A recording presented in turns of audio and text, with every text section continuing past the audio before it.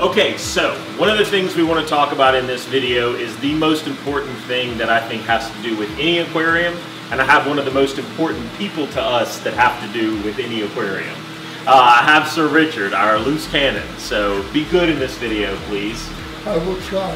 Okay. I will try. What we want to talk about today is general water quality, and we want to talk about it in the most basic thing, which is H2O. Why we use what we use, what are problems people face with it, and we're going to kind of do it in a Q&A because that's where Richard can really expound, and he's so good with this and so passionate about it, which is why I wanted him to be the focus of this video. We are back here in the back of Fishy Business where we process, I guess, and make the water that we use.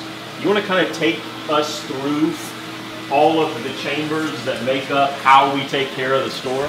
Oh, I can try. Yes, sir. As the water comes in from the tap, the city puts chemicals in the water that are designed to kill bacteria. That's great for bathing in, and some people do drink it, but it's not healthy for our fish. Our aquariums are designed to live and function with bacteria to help digest the body waste and keep the tanks looking crystal clear. So what we do is we take the tap water and we force it through sediment pre-filters. The sediment pre-filters are going to pull out all your particulate and the lumpy bumpy, the sand, the detritus and debris. Then we force it through a carbon bed, hiding around the corner here. After the carbon bed, it goes to the reverse osmosis membranes. What the membranes are very, very long sheets of plastic with teeny tiny holes wrapped tighter and tighter so only water is allowed through. They're so effective, they will remove about 98–99% of all contaminants, pollutants, even down to radioactivity. After it leaves the reverse osmosis membranes, say that 3 times fast. Yeah, no doubt. Once it hits the DI resin bed, that's where all of the extra contaminants and pollutants are pulled out. Now, deionization of resin is not safe for humans to drink, so we don't recommend drinking our water. But reverse osmosis is. When the water is fully purified, it's perfect for topping off for evaporation. When water evaporates, only H2O leaves, so any metals and minerals compounds in the tank stay behind, they concentrate. So we'll top off for evaporation using straight RO water, reverse osmosis, and if we're going to do a water change, we'll reconstitute the water first. A lot of times, depending upon the animals we're treating, we may use buffers to raise the pH or lower it, depending upon the situation. And then we'll use things like equilibrium to raise the general hardness and help hold more stable pH and chemistry. Now, carbonate hardness is what holds a stable pH, and that's where your buffers are going to come into play. People that are doing African cichlid tanks normally use a substrate like aragonite to dissolve on demand and raise the pH in that fashion. Because only water evaporates in the saltwater aquarium like the freshwater, the salinity will have a tendency to creep up and up. The problem with that is a lot of the animals can't regulate the amount of salt in and out of their tissue, osmoregulation. So we need to top off for evaporation small amounts daily. People who have very delicate tanks, lots of shrimp or starfish or corals, they'll actually have an automatic top off that will slowly add a small amount of fresh water multiple times a day so the salinity stays stable.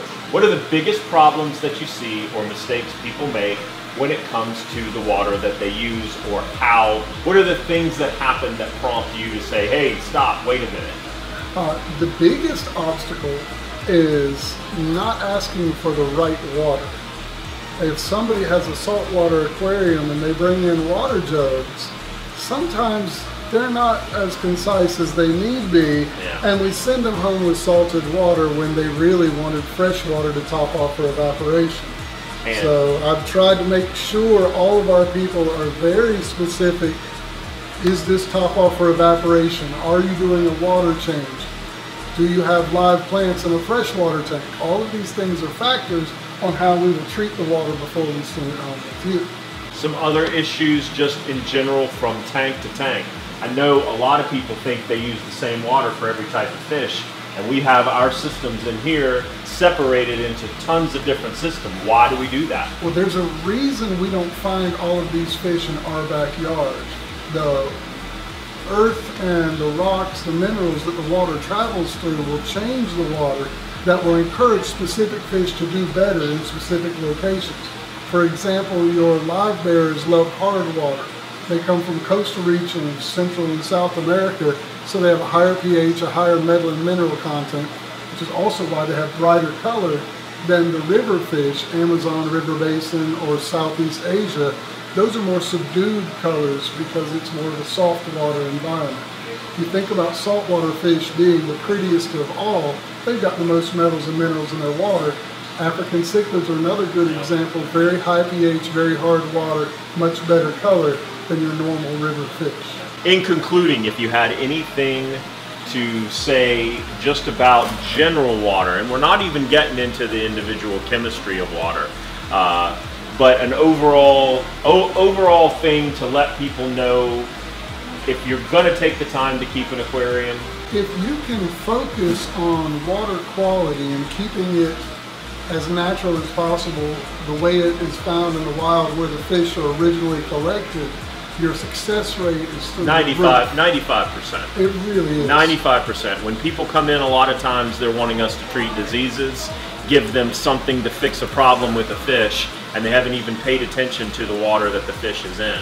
I tell people most of the time, 95% of all fish problems come from a water quality issue. You can actually cause problems by treating a disease you can't even properly diagnose when you don't even know where your water quality is. You put stitches on a wound, you don't cover it with a Band-Aid. Exactly. Correct the cause, not the symptom. Yeah. And normally there will be no more symptoms. Yeah. That was phenomenal. Thank you for the whole RO process. That way you guys know why you're coming here to buy RO more than just we're telling you to do it. So that's a little tidbit on water, but it is the most important part of your aquarium. It's more important than the tank. Even though the tank's got to hold it, it's more important than any of the filters and things like that. It is the life source of the animals that you're keeping in here. So any last anecdotes? Oh God, no. Thank God. Thank God, because he could have said anything. Thanks for watching. We'll be back next week with another little instructional video. Thank you, Sir Richard. Very welcome. Very welcome.